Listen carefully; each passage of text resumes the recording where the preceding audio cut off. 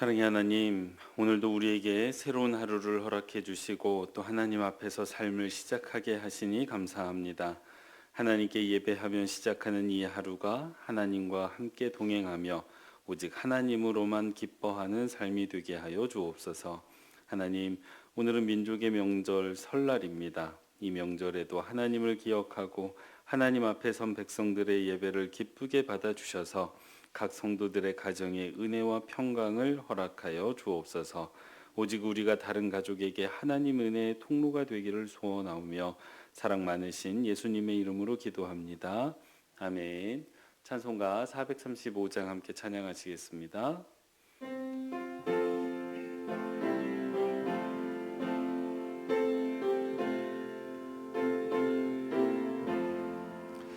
나의 영원하신 기여 생명보다 귀하다.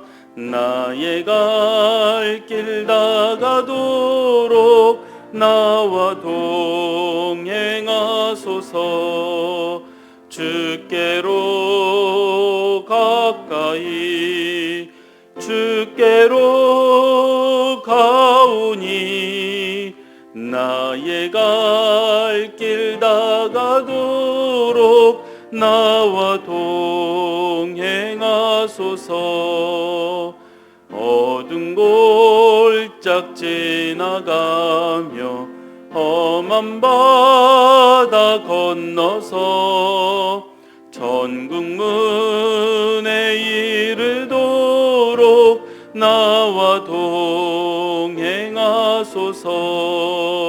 주께로 가까이 주께로 가오니 나의 갈 길 다가도록 나와 동행하소서.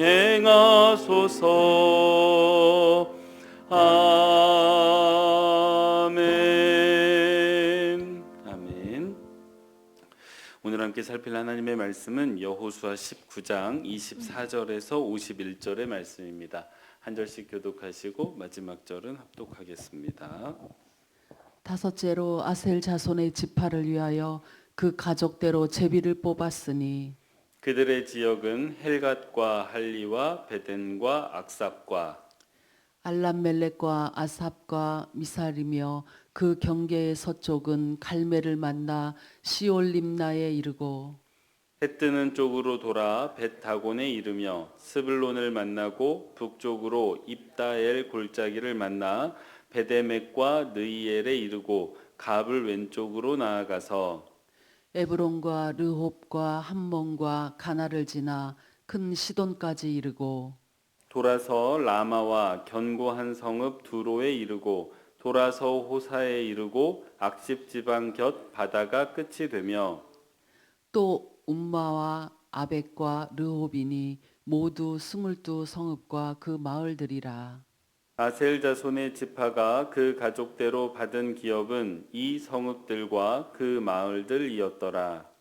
여섯째로 납달리 자손을 위하여 납달리 자손의 가족대로 제비를 뽑았으니 그들의 지역은 헬렙과 사아나님의 상수리 나무에서부터 아담이 네겝과 얌느에를 지나 랍굼까지요.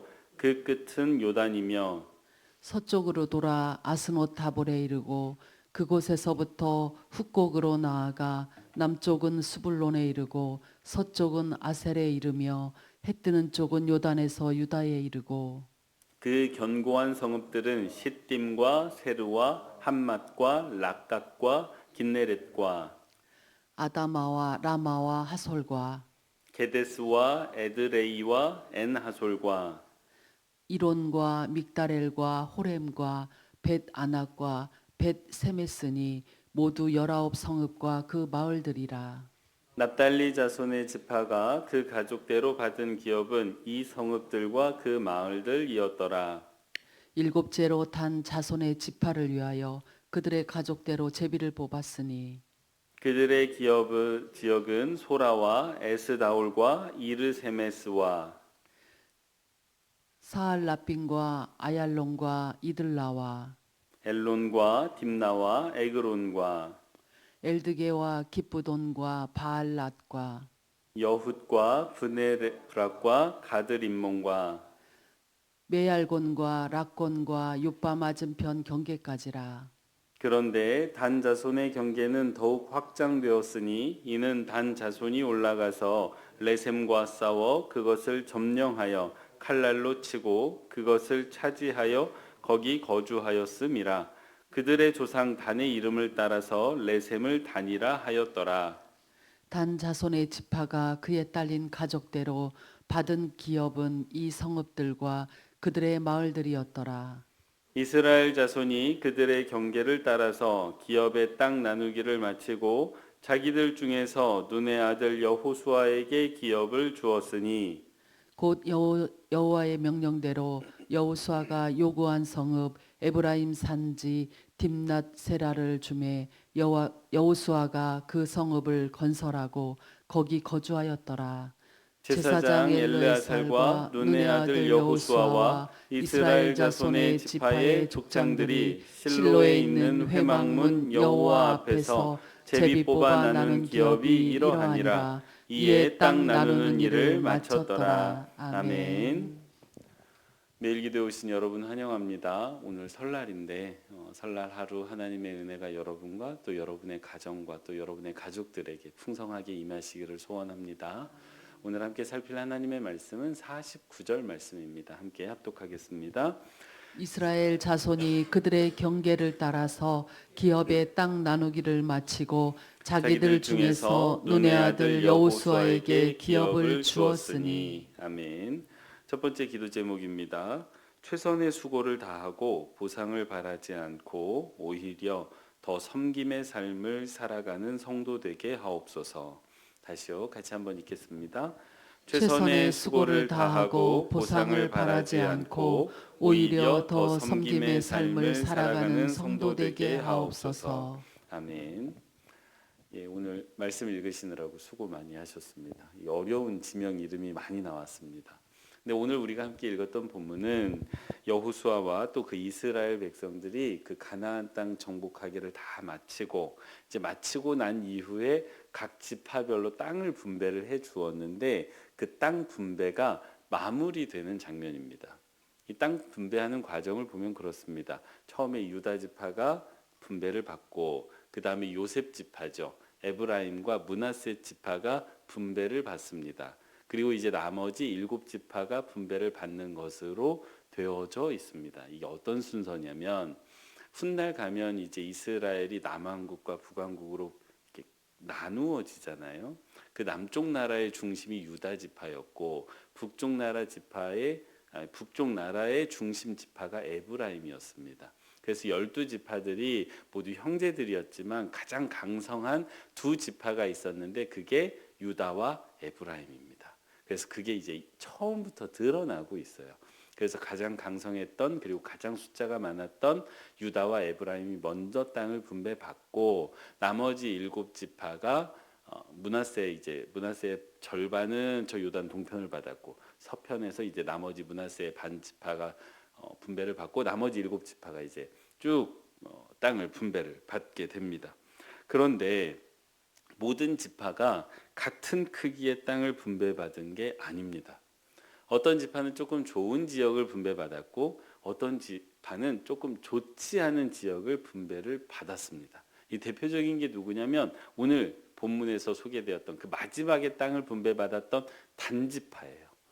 이 단지파가 어디를 분배를 받게 되냐면 그 가나안 지역, 정복한 그 모든 지역의 가장 꼭대기 지역, 가장 북쪽 지역을 받게 됩니다. 근데 이 땅 지역 자체가 나쁜 건 아니에요.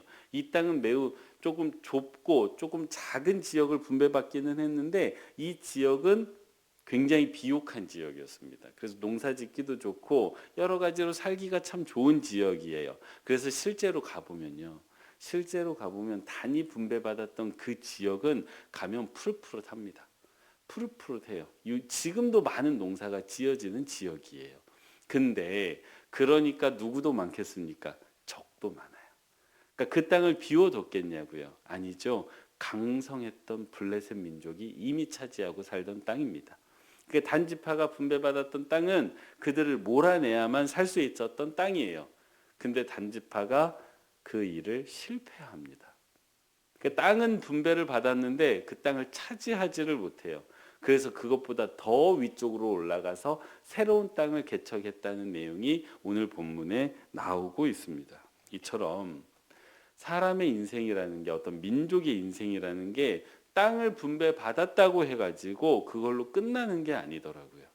땅을 분배받았으면 그 땅에서 이제 살아가야 되는 삶의 과업이, 그리고 그 땅에서 어떻게 살아갈 것인가의 문제가 남게 됩니다. 남은 게 아니라 그 문제가 다시 시작을 하게 돼요. 땅을 얻기까지는 땅을 얻기 위해 애써야 되지만 땅을 얻은 이후에는 그 땅에서 살아가기 위해 애써야만 하는 것, 그게 우리 사람의 삶인 것 같습니다. 마치 뭐하고 똑같냐면요, 학생이, 제가 고등학교 시절에 고3 시절에 하도 힘이 드니까 이 대학만 가야지 라는 목표로 살았습니다. 대학만 가봐라, 대학만 가면 내가 진짜 그 뒤에 펼쳐질 인생이 뭔지도 모른 채 대학만 가면 정말 인생이 즐거울 줄 알았던 거예요. 근데 대학을 가봤더니 웬걸요, 고등학교 때보다 공부를 더 해야 되더라고요. 거기 가면 놀기만 할 줄 알았는데 그게 아니더라고요. 대학에 가기까지는 가기 위해 수고해야 되지만 간 이후에는 또 다른 것을 위해서 수고해야 되는 것처럼, 우리가 하나님께 땅을 받으면 그걸로 끝이 아니라 거기서 어떻게 살아가야 되는지의 삶의 문제가 남게 된다는 것입니다. 이 이야기를 왜 드리냐면, 오늘이 설날입니다. 이게 마침 이렇게 설교 순서를 짜다 보니까 저희가 똑같이 공평하게 돌아가는데, 연휴도 똑같이 공평하게 돌아갑니다. 근데 오늘 마침 제가 이제 설날 이 설교를 맡게 됐더라고요. 근데 이 설날의 의미가 뭘까? 하나님 앞에서 이 설날의 의미가 뭘까? 하나님께 받은 거를 조금 기억하는 시간인 것 같은 거예요. 우리가 설날에 기억해야 될 게 두 가지입니다.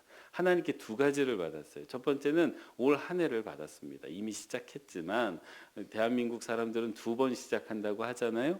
그래서 이 설날에 우리가 받은 2025년 한 해를 조금 돌아보고, 이 설날이 되면 우리는 받은 것들을 또 하나 돌아보게 됩니다. 그게 가족이에요. 가족. 우리가 하나님께 가족을 받았죠. 이 두 가지가 모두 우리가 받은 땅입니다.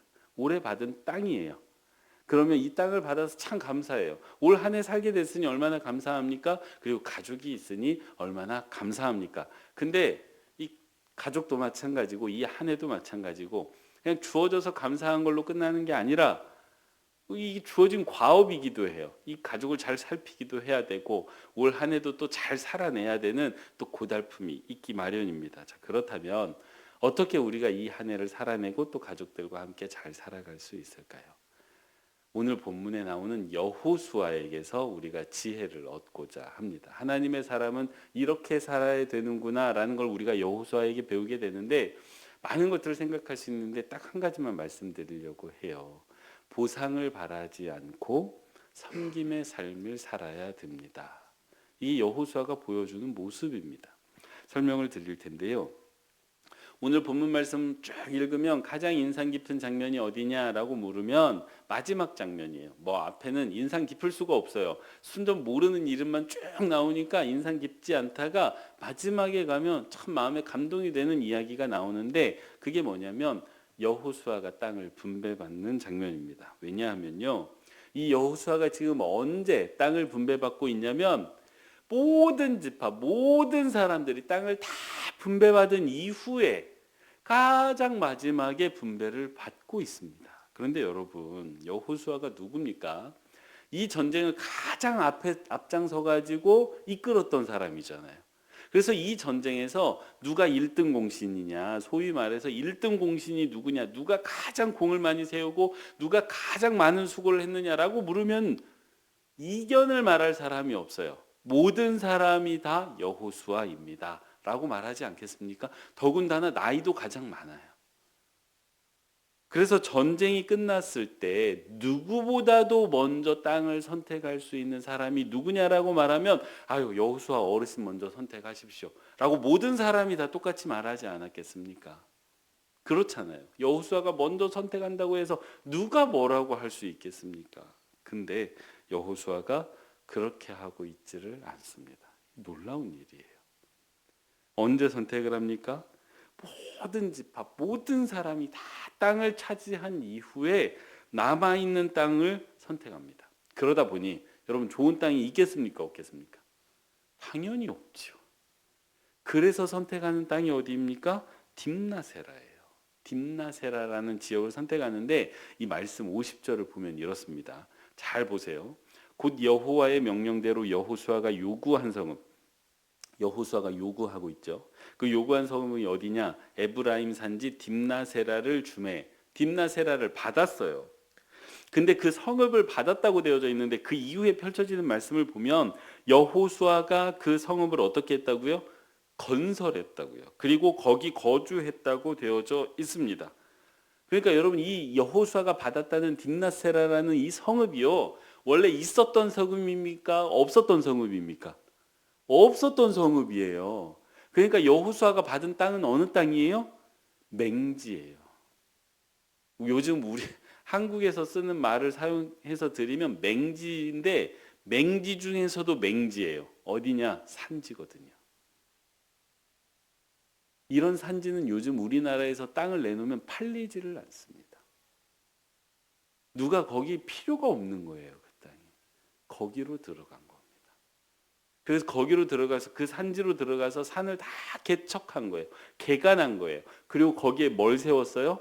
성읍을 세웠어요. 그리고 거기서 살았습니다. 여호수아가 24장까지 있는데 24장에 가서 보면 여호수아가 이 딥나세라에서 죽고 있는 걸 보게 됩니다. 여기서 죽어요.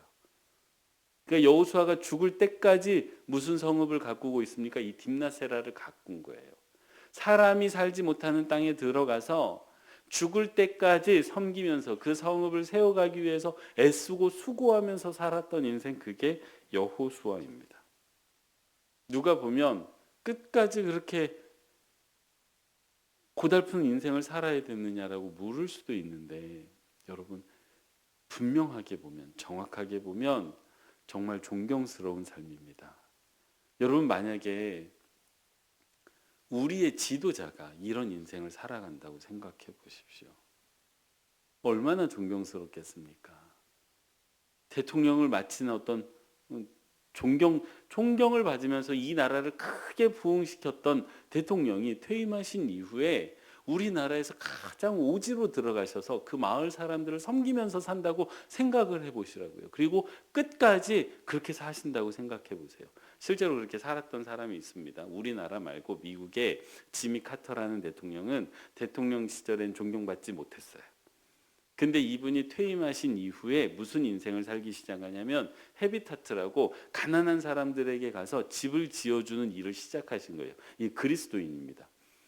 그래서 평생토록 주일학교 교사, 퇴임하신 이후에도 주일학교 교사로 섬기면서 전 세계를 다니면서 가난한 이들을 위해서 집을 지어주고 사셨던 거예요. 얼마 전에 돌아가셨는데, 그래서 퇴임한 대통령들 가운데 대통령으로는 성공하지 못했습니다. 재임도 하지 못했고요. 근데 퇴임하신 이후에 전 세계인들로부터 사랑도 받고 존경도 받았습니다. 만약에 우리나라에도 그런 대통령이 나올 수 있다면 참 좋겠죠. 근데 그걸 나에게 적용해 보면 내가 어떻게 하면 내 가족들에게 그리고 내 주변 사람들에게 존경받는 삶을 살 수 있을까? 그리고 어떻게 하면 내 죽음 이후에도 좋은 영향을 끼칠 수 있을까 생각해 보면 끝까지 섬김의 삶을 살아가면 된다는 걸 여호수아가 보여주고 있습니다. 사랑하는 성도 여러분, 우리가 살아가면서 다른 사람에게 서운한 이유가 뭡니까? 보상을 기대하는 마음 때문이에요. 많은 목회자가 은퇴하면서 교회와 갈등을 겪습니다. 이유가 무엇입니까? 내가 이만큼 수고했는데 이만큼 보상받아야 되지 않느냐는 거예요. 그러다 보니까 갈등이 생기고 서운합니다. 여러분, 남편들이 왜 아내에게 서운합니까? 왜 아내는 남편에게 서운합니까? 내가 이만큼 수고했는데 몰라준다는 거예요. 아내분들 그러시죠? 남편도 똑같습니다. 남자도, 저도 남자로 살고 있는데 남자도 똑같아요. 내가 세상에 가서 이렇게 수고했는데 왜 당신 나를 몰라주느냐, 이 마음이 있어요. 부모가 왜 자녀에게 서운합니까? 왜 자녀는 부모에게 서운합니까? 내가 너를 위해서 어떻게 살았는데 네가 나한테 어떻게 이럴 수 있느냐. 부모님이면 나에게 이 정도는 해줘야 되는데 왜 안 해주느냐는 보상심리 때문 아닙니까? 왜 우리가 하나님께 서운합니까? 하나님, 제가 이만큼 수고했는데, 하나님, 내가 새벽 예배를 얼마를 했는데 왜 하나님 안 들어주십니까? 보상심리 때문이죠. 그런데 오늘 여호수아를 한번 보십시오. 달랐습니다. 진짜 하나님의 사람은 이런 걸 기대하지를 않습니다. 수고했습니다. 최선을 다해 수고했습니다. 끝까지 수고했습니다. 근데 그것이 마무리됐을 때 내가 더 섬길 게 무엇인지를 찾고 있습니다. 근데 이게 여러분 여호수아만 이런 게 아니에요. 제가 한 몇 개월 전인데 엘리야, 엘리사 열왕기 하 말씀 묵상하다 진짜 감동이 되었던 게, 엘리야가 이 세상을 떠날 때, 그러니까 엘리야가 죽지는 않았기 때문에 이 세상을 그냥 떠났는데, 떠날 때, 그러니까 우리로 따지면 죽음이에요. 죽을 때 엘리사에게 뭐라고 말하냐면 내가 너에게 뭐 해주랴라고 묻습니다. 그러니까 이 사람이 끝까지 엘리사를 사랑하고 베풀고 섬기다가 이 세상을 떠났더라고요. 야, 이렇게 살 수 있으면 좋겠다. 끝까지 줄 게 있는 인생이면 좋겠다. 끝까지 섬길 게 있는 사람이면 좋겠다. 여러분, 이게 고달픈 인생이 아니라요, 마지막까지 수고하고 애쓴 인생이잖아요. 마지막까지 그 힘이 있었던 거예요. 마지막까지 제대로 살 수 있었던 거예요. 그러니까 우리로 따지면 어디 요양병원에 가서 누워 계시는 그런 인생이 아니라 끝까지 내 인생을 주체적으로 살고 끝까지 힘있게 살았던 인생인 거예요. 끝까지 섬긴다는 건 끝까지 힘이 있다는 거고, 끝까지 하나님께 무언가를 받았다는 거고, 끝까지 다른 사람들 앞에 바르게 섰다는 것 아니겠습니까? 이게 좋은 인생이잖아요. 예수님께서도 이렇게 말씀하셨어요. 누가복음 17장 10절 보면, 이와 같이 너희도 명령받은 것을 다 행한 후에 이르기를 우리는 무익한 종이라, 우리가 하여야 할 일을 행한 것뿐이라. 아멘. 주님께서도 보상이 아니라 섬김의 삶이 더 나은 인생이라고 말씀하고 계십니다. 사랑하는 성도 여러분, 우리가 이 주님의 말씀을 따라 그리고 여호수아처럼 살아갈 수 있다면 얼마나 좋겠습니까? 우리에게 2025년 한 해가 주어졌습니다. 그리고 가족도 주어졌습니다. 부디 바라기는 올 한 해 살아냈을 때, 제가 진짜 이런 소망을 갖게 됐습니다. 이 한 해 살아냈을 때